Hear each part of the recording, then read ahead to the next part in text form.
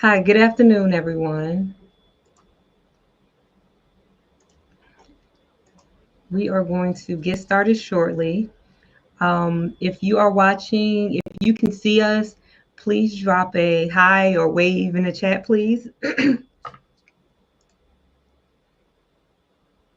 Okay. So I'll wait a few seconds before we start. It's gathering viewers.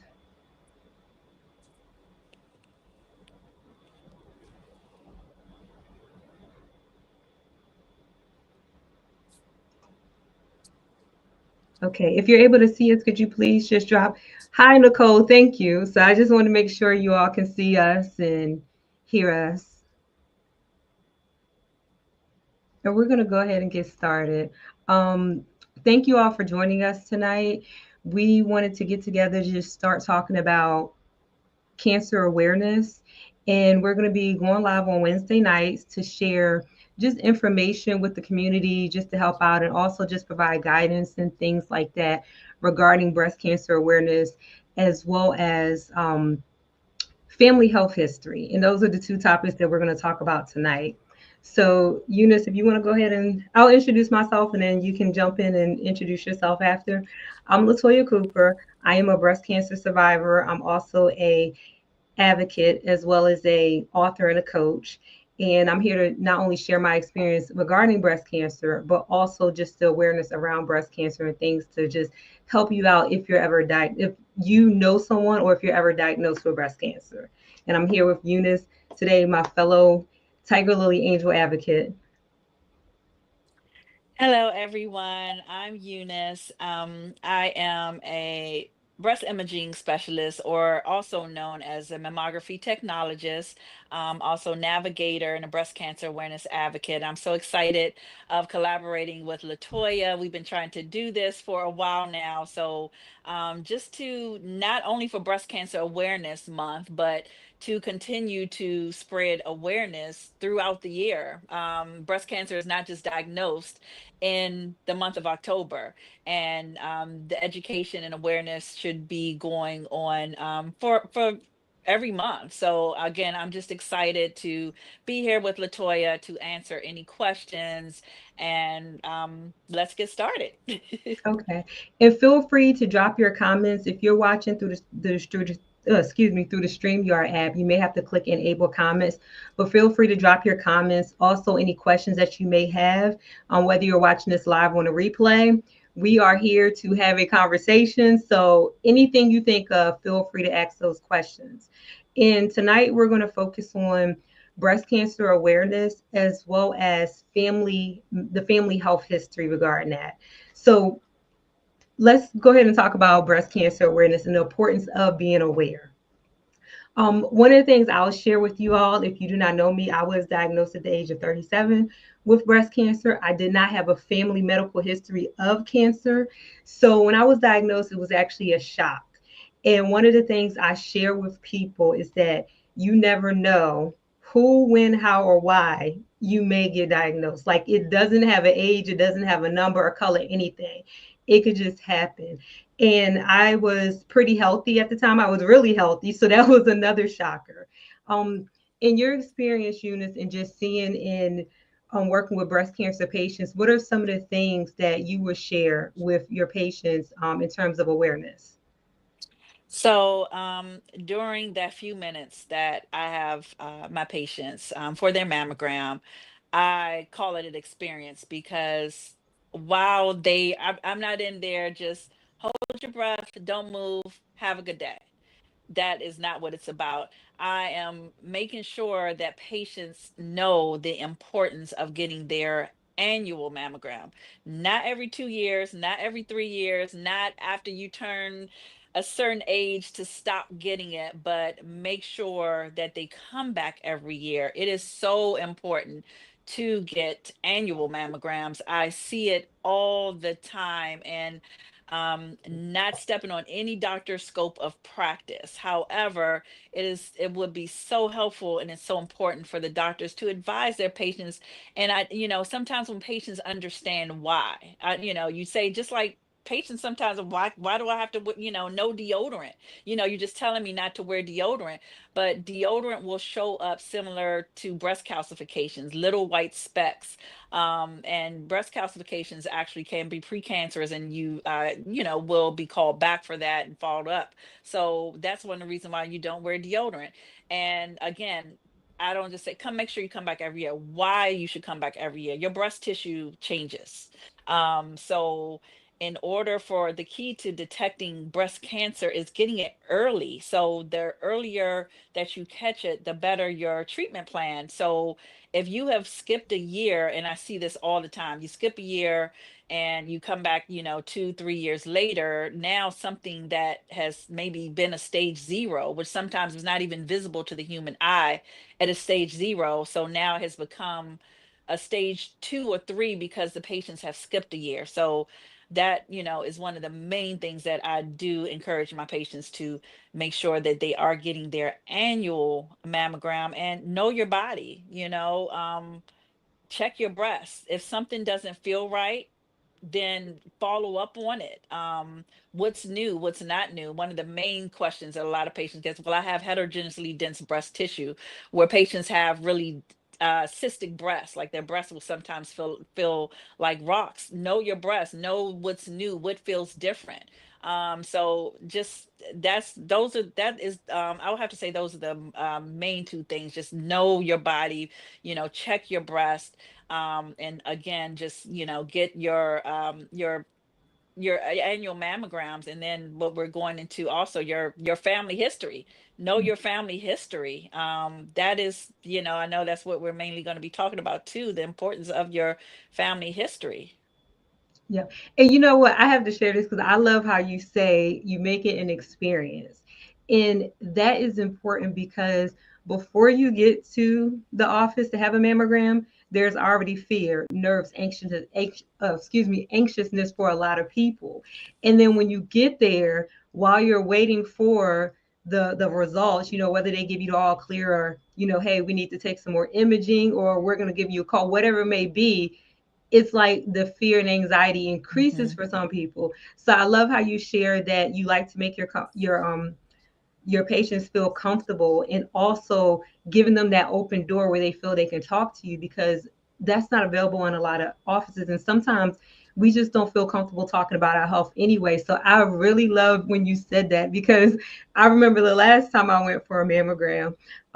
Even though I went through treatment, I'm on the other side of it, but it's still some of that anxiety that, what if this comes Yes. back, or what if they find something else? It's some of that anxiety that still exists. And I know one of the things I do often before I go to the to the appointments, I always pray, but I also pray while I'm Mhm. there. But it's always good when you have that reassurance from the person, the mammogram tech, or the people in the office who are providing that extra care to make you feel comfortable to be there, and then Yeah. also comfortable to share whatever it is that's going on with you. And the other piece that I love how you say is make sure you get to know your body. I always tell people that because things will pop out of nowhere. um, when I was diagnosed, the lump popped up. It literally came out of nowhere. It was there. It wasn't there that morning, but it popped up that evening when I saw it. And 2 weeks later, it had disappeared. It had went back into my Mhm. breast. So if I didn't know my body, if I wasn't paying attention to my body, I probably would have just brushed it off like, oh, it went away. Don't worry about it. But I knew something was wrong when it Yeah. popped up. And then when it went away, it made me more concerned. And by that time, I was actually waiting for my results to come back. So I And love how you see it. Mm-hmm. just to piggyback on what you said, as far as like the anxiety, like I can spot a baseliner, which a baseliner is a person that is their very first mammogram. I can spot a baseliner a mile away. They come in like this, and not even baseliners. They're of course more anxious than anybody, because your brain fears the unknown. So Mm-hmm. when you don't know what to expect, and you've been watching videos and this and that, and the first thing that I tell baseliners, I say, okay, I need you to breathe. I tell them, take a deep breath in, and let it out. And then right there, and I tell them, whatever you have heard, seen on the internet about smashing your boob like a flat like a pancake, or I mean, even from their mom, like they hear so many things. Oh my gosh, it's the worst thing in the world. Did it like, and they are so, and I just tell, I need you, I always tell them, I need you to just relax first, and then, it's like you again fearing the unknown, and then you become anxious, you become nervous, and then you just like, I don't know. They just have this look like they're literally going to be put to death. And then afterwards, after I explain everything, and they're like, "Oh my gosh, my nerves made me so anxious." And even in the field, like when I get my yearly mammograms, I'm still in the back of my mind, what if, so I get it. Women are very emotional. They're very Mhm. anxious when they're coming for their mammogram. So but just being relaxed really kind of just takes the edge off, off a lot. Yeah. And you're true when it comes to first timers, or as you call them, baseliners. It's like we go to videos and we listen to what everyone else says. Hmm. And that's one of the things I share with a lot of women, especially younger women going in for their first time. I'm like, share whatever fears you have. I'm open doors, share whatever fears you have. And then I'll share the experience. And I understand the experience is different for everyone because, some women may have more sensitive breasts where when they actually have their breasts squeezed when they go under, when I almost say under, but when you put your breast in the plate, when you put your breast in the plate, you may have a different sensitivity than I. But the most important thing is you have to go. You need to go to get that first baseline and continue to go because at the end of the day, it's your health that Yes. that's on the line pretty much, and it's your health that you want to know about. Um, and And that. I Mhm, always tell my patients, I get it. I'm very transparent. I'd let them know this is not a comfortable exam. mhm, Painful, no. yeah, Uncomfortable, yes. And I'm like, filling out the paperwork would take longer than doing an actual mammogram. An actual mammogram itself is every bit of 4 minutes. But and patients don't realize too, I always tell them, when you tense up and you're tense, you actually can miss breast tissue. So you're tensed up, and I literally will put my hand there. I'm like, you tensed up. That means I could be missing this tissue right here. So when you relax, I can pull more tissue. So and I always tell my patients, a few minutes of discomfort can mhm, possibly save your life. So a few exactly. minutes of a short, and I'm like, if you can deal with, like, in my opinion, I don't like the dentist, but I have to get it done. So I always relate it to the, not shaming or, dentist, but I always tell them, I don't like the dentist or the GYN, but it has to get done. And, I'm like, those two are the worst exams for me, and then a mammogram is number three on my list. So when they hear that, they're like, okay, well, I can deal with this. Yeah. And that kind of moves us into family health history. In addition to knowing your own medical history, it's also important to know your family medical history, especially when it comes to certain diseases such as cancer, diabetes, what's another one? Heart disease, things like that. Mhm. But it's really important with cancer because if you were ever diagnosed, well, I'll back it up. One is the gene, because if you have the gene, there are things that you can talk to your doctor about, preventive care measures. And then the other piece is, if you are diagnosed, you can definitely get tailored medical care that will help you in your journey of being diagnosed with breast cancer.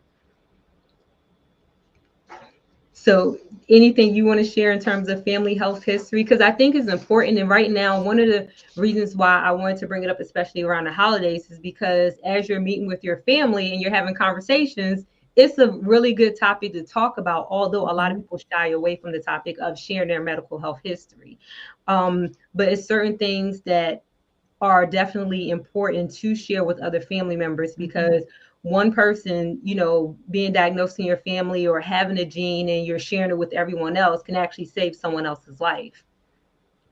Absolutely. We get a lot of uh I don't know what word to use. Almost a defiance when, even when we're coming to asking the patient. I've had patients say, "Oh my gosh, you're being nosy," of the history form. That history form that you have to fill out every year, because of course things change. Mhm. But that history form is so important, in finding out your personal risk factors. And on that information sheet, it always asks family history, and that question always comes up where patients will say, well, I know my aunt May died of something, but the family never said what. So I hear that so many times. Relatives, they just don't talk. No, like, it's like they just don't want to talk about it. And I know, as we discussed around this time, holidays, people are getting, you're with your family. This is a good time to find out, like, hey, when you're trying to find out those recipes of grandma's famous pound cake and apple pie, hey, let me find out my family history. Your family history would determine it. Like, your family history becomes a part of your history and your Hmm. future generations. So, okay, that, wow, my grandmother on my mother's side got breast cancer at 50. My paternal grandmother, my maternal aunt, and knowing their age, because even your certain relatives, like your mother, grandmother, sister, what age they were diagnosed at breast cancer will actually determine the age that you get your mammogram. Yeah, Like, if that's your what I was mom going was to say. diagnosed at age 40, I mean, I'm sorry, like, say age 45, then 10 years younger, or age 40, then, yeah, then you're supposed to be getting your mammogram 10 years earlier than that. But the family history is so, so important to know, because it, again, it determines your risk factor of, and, genetically, you may have certain markers that will help you Hmm. in the long run, and your children, your future generations. And going into that genetic testing, that is a field that I feel there's a lot of work that needs to be done. Yeah. There are a lot of barriers in Mm. getting a genetic. Everybody, of course, like, oh, well, if I don't know my family history, then I can get genetic testing. That is true. However, Yeah. there are so many barriers in getting that. So, as too, we can, drop in the link as well. There are other nonprofit organizations that I do, give some of my patients of hey, you can get it on your own, and they do make it affordable to, so you will know if you do have any things that are genetic, and any markers for that. And people think that the most common one is BRCA1 and 2, Hmm. but just like on the websites, there are so many markers, uh more than just the BRCA1 and 2. And it's done with a simple saliva or blood test. Yeah.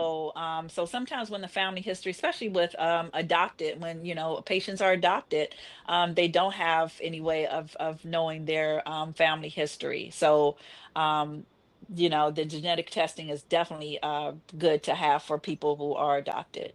Yeah, yeah.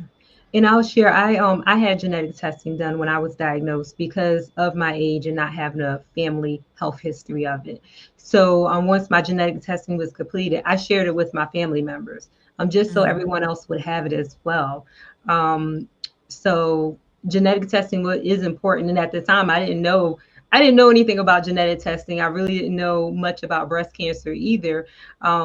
So it was definitely a learning experience. So now I share whatever information I have or know with other people, just so they're aware of it, and also so they don't have to go through researching something I've already, Hmm. been through. So, and then some of you all may wonder, okay, I want to ask my family members, but I'm not sure how to ask. What's the best way to do that?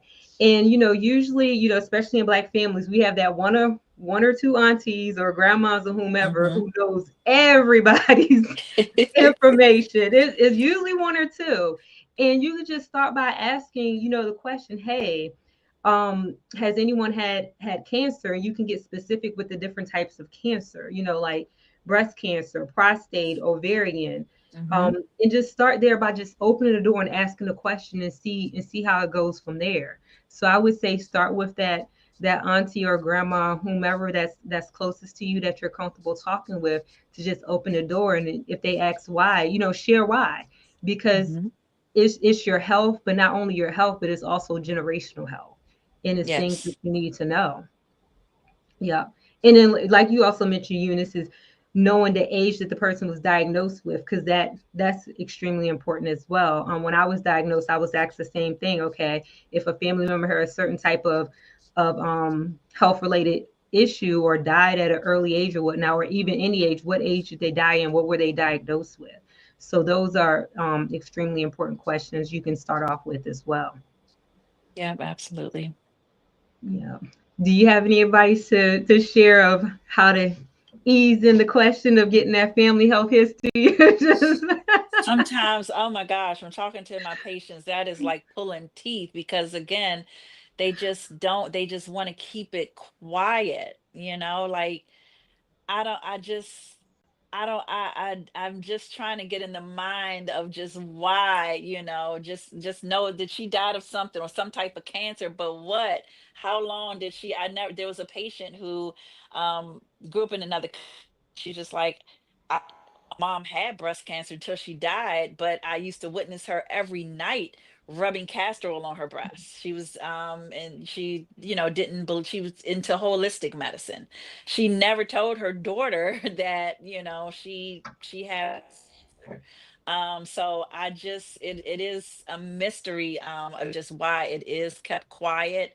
um but I tell patients, like, take notes, put it in your Mhm. phone, when you go to your family gatherings, okay, such and such, and just explain why, like you said, not like I'm doing it to be nosy, I just want to know to be nosy. No, this is an important medical record, important information that our family needs to know. So I really think, like, just the approach of it, of why you want to know, not that you're being nosy, but because this is very important information that will help. Because even, for example, um depending on who in your family, like I says, not just breast cancer, ovarian, prostate, pancreatic, colorectal. I know those are ones off the top of my head that I know when we are putting it into the system that determines your risk factor for getting breast cancer. And depending on, again, which family member and which age has these type of cancers, that actually determines your risk factor. And if your risk factor is a certain higher number, automatically, like, say if you wanted, a patient wants to get a breast MRI, it's based on what your risk factor is, which is based on what your family history is. So that's why it's so important to know that family history, because, like I said, down the line you may want to get a breast MRI that would make you eligible based on your family history. That's good information to know. Really good information to know. Yeah. I was in I was going to share, even I know the information like we shared. Sometimes it's hard for people to share what they're going through. Um, so I understand that as well, from someone who's gone through the journey. But I also understand both sides, both sides of it, how hard it is, but also how important it is to share that information as well. So yeah, and the other thing I was going to share, it just came back to me, was to not only get your one side of the family, like a lot of times we may lean to our maternal side, but also for your paternal side. It's important to Mhm. know both sides of your family health history when it comes to gathering that information. Yeah. And it's also important to, just like you mentioned, share it with your doctors as well. So if anyone have any questions or comments, please feel free to drop them in the chat. We're able to see the questions and comments live. Anything else, Eunice, you want to share regarding breast cancer awareness and family health history? Um, just to really just encouraging, encouraging your colleagues, your friends, even with men, Yeah. men also, can't be exempt. Like, they, need to check as well. To anything that's going on with their breast tissue too. Men can get breast cancer as well. So they can't they they're not exempt as well. But just spreading the word to their colleagues, like, hey, make sure you get your mammogram every year. I mean, because again, there are patients that come in, oh, well, my doctor said I don't my doctor said I don't need a mammogram anymore. I'm age 70. Oh my gosh, like that makes me cringe. Our bodies are constantly changing. And like that is so actually we're seeing an increase in elderly patients who getting Mhm. breast cancer, and I really feel the reason why is because they are not getting their annual mammograms anymore. A lot of women over 70 now are getting breast cancer. So it as long I had a patient 88 years old, 85 years old too. Like I love my elderly patients. They said as long as I have breath and can walk, I'm getting my annual mammogram. So just to encourage each other, just to again just the importance of getting your mammograms and knowing your body. I feel like that will help save a lot of people's lives, or just even younger women too. They're younger Mhm. women below 30s, of course, because of the radiation aspect. They may not be eligible for a mammogram, but they can get a breast sonogram. So even for the younger generation, women in their 20s still, know your body. I mean, we've done biopsies on women in their 20s and it was a positive finding. So breast cancer is not exempt. I mean, over 80% now of women who don't have any risk factors get breast cancer. That's a really high number. And you people used to think, oh, I have family history, but like even in your case too, like I mean, it's not just family history. Mhm. Yeah. Yeah. And breast mammograms start at age 40, but you mentioned that women younger than 40 can get sonograms. And this I'm sitting here like this is the first I'm hearing of this or even knowing of this. Is there a certain like reason, or do you have to come in for a diagnosis, or how does that work in order for younger women to get a sonogram? So most facilities have, just protocol set in place. So I've worked at different facilities where normally it's like if you're under 30, but again, it kind of can change depending on the facility. Mhm. But a lot of places, for example, under 30, if you feel a lump, then you Okay. you start off with a ultrasound. So it's not like a routine thing where you go in like, okay, I'm getting a routine breast ultrasound. Okay. It's when that's why I do stress the importance of just even in your 20s, even I mean, even my daughter's 18. I encourage her to make sure she knows her body. So just to do those self breast examinations. And so if a 25-year-old felt a lump, she at 25 she would be recommended for a breast ultrasound too. Now in that case, if the doctor is not able to see what they need to see, or if that area is looking like really questionable, Mhm. then the doctor will recommend a mammogram. Okay. That has happened too. But sometimes if they're able to see what they need to see on the ultrasound, some women too have been referred to biopsies, even in their 20s, just from the sonogram. So it all depends on the doctor, but there are women, who have to get mammograms. But it all depends on if they're under 30, they normally start with that breast ultrasound only because of the radiation. And speaking of the radiation, a lot of women, oh my gosh, this is so much radiation. You actually are exposed to more radiation in an airplane than you are getting a Mhm. mammogram. So the radiation, it's a very low dose. People just try to use whatever excuse they can to get out of getting it done. The radiation from a mammogram is super, super low. So Okay. Okay. So as we wrap up tonight, you shared a good point too, just to remind women to go ahead and do your monthly self breast exams, usually 5 to 7 days after your menstrual cycle is over with, to give your yes. body time to settle in, your breasts to settle back in, those hormones and stuff to go back to normal. And also, if you're 40 and over, do your yearly mammograms. If you're no longer menstruating, you could pick a day in the month and just make Mhm. sure you do your self breast exams. Do it while you're lying down, looking in the mirror, and in the shower from all three Yep. positions because you Hmm. can get different feels from those positions. Yes. Yeah. So I'm LaToya Cooper, and I'm so excited you all joined us tonight. Thank you all for being here. Eunice, if you have anything else to say before we close out.